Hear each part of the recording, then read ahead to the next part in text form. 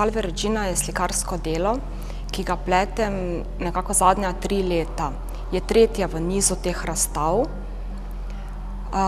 Postavitev v Mestni galeriji Nova Gorica mi je odprla vrata nekam drugam in komaj čakam, da spet začnem delo v ateljeju. Najprej povem, da se verbalno in vizualno nikoli ne pokrijeta in to govorenje lahko da spelje čisto nekam drugam, kamor pelje Salve Regina, pa poskusimo. Če je razmišljanje tkanje, morda speljem nekaj niti. Pa rečem, da je ena nit je misel teoretika umetnosti Jamesa Elkinsa, ki postavi drzno tezo, da niso pomembne misli in besede o slikah, ampak so pomembne misli in besede v procesu nastajanja dela, v procesu slikanja. To je ena nit, ki tke Salve Regina. Potem je druga nitka. Druga nitka je z menoj že od zmeraj in sem jo artikulirala v nedavnem srečanju z mislecem Walterjem Benjaminom, ki govori o auri slike, še bolj kot aura slike, pa me pritegne razmišljanje, da slika nikoli ni bila namenjena simultanemu gledanju množice, ampak je bila namenjena enemu ali zgolj nekaj gledalcem. In do prve krize slikarstva 19. stoletja so bile slike seveda v cerkvah, samostanih, dvorih in so bile hierarhično pogojene, torej ne vsakomur in ne zmeraj na ogled. To je druga nitka mojega razmišljanja. Potem rečemo še glavna nitka, morda neko izhodišče, je zagotovo neka otroška jeza, žalost, danes predaja, brezkompromisna predaja eni veliki sili, ki neprenehoma daje in jemlje in tako kot je na tem vrtiljaku nas frcne, ko se izdi iz tega vrtiljaka, na katerem smo itak kratek čas. In z meni ljubim pesnikom, Walt Whitmanom, ji pojem hvalnico smrti. Potem je nitka pokopališč. Zadnja leta največ neke strašanske lepote, ki je morda več kot lepo, najdem na starih pokopališčih velikih mest. In ta lepota, ki ni lepota, ki je pač nekaj več, se vžge in gre z mano v atelje. In seveda so nujne vrnitve Benetk, kar dam v to nitko zraven pokopališč. Potem je še najljubša meni nitka so barvice, torej slikarski pigmenti, ki mi omogočajo, da nekaj, kar ne uspem z rokami, z glavo, z mojo zavestno voljo, material in naključje speljeta globlje in mnogo boljše, kot sem si sploh upala predstavljati. In tako, to so te neke nitke, še več jih je, ampak to naj bo to.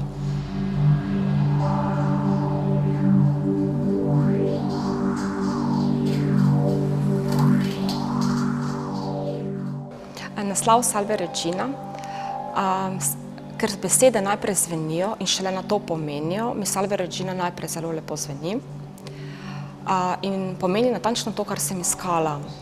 Rečemo, pozdravljena ta sila, Walt Whitman ji reče, da ji poje hvalnico smrti, tako da Salve Regina je hvalnica. Salve Regina je sestavljena iz več delov. En del so slike, ki jih imenujem pregrinjala, to so te velike zašite slike.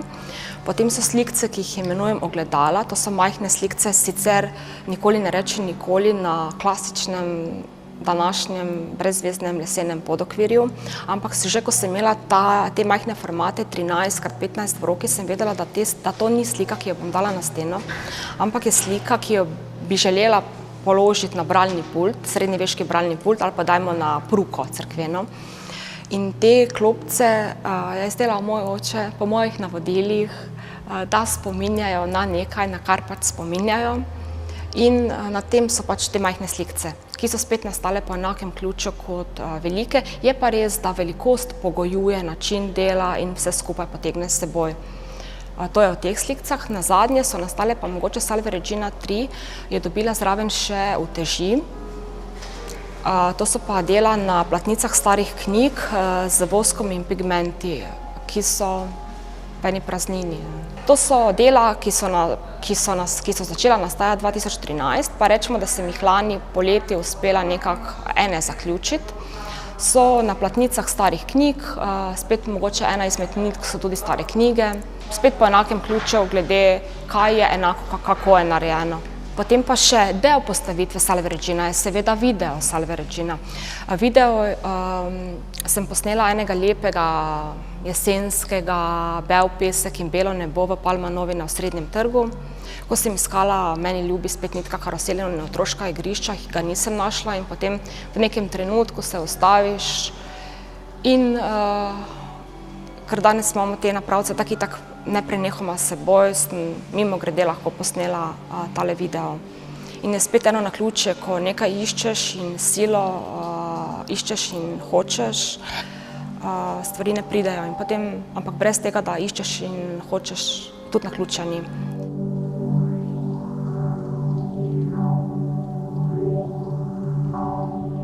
Sem slikarka, torej klasično slikarka. In že zelo zgodaj sem ugotovila, da mi nosilec, današnji vsakodnevni nosilec slike na lesenem podokvirju ni zame. Tako sem že pred 20 leti iskala več kot 20 leti iskala neki nosilec, ki bi me asociiral na nekaj starega, ki bi mi vzbujal ena občutja starega in pradavnega.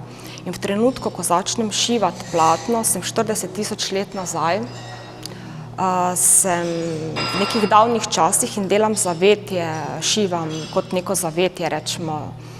Nekako mi je uspelo to razmisliti, da kot sem pred 40 leti šivala zavetje pred mrazom in pred, rečemo, živalmi, danes šivam zavetje pred banalnostjo vsakdana. In ta nosilec me, preden karkoli začnem, odpelje nekam drugam, da lahko vstopim dalje.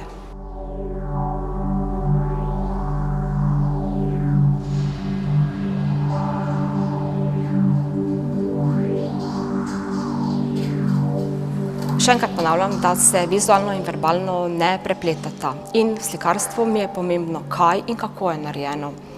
In kaj je vidno. Je pa res, da se figura pojavlja, se spreminja, takšna kot je posledica ene brce, ki sem bila najprej jezna pred leti, da so moje figure shematične, jezna in besna in na koncu ugotovila, da mogoče ta jeza in bes izvirata iz notranjega spoznanja, da mogoče v tisti fazi res figura ni bila najboljša. In sem potem vztrajno delala na tej figuri, ampak spet ponavljam, da je material tisti, ki naredi figuro boljšo kot jaz. Material in naključje jo naredita.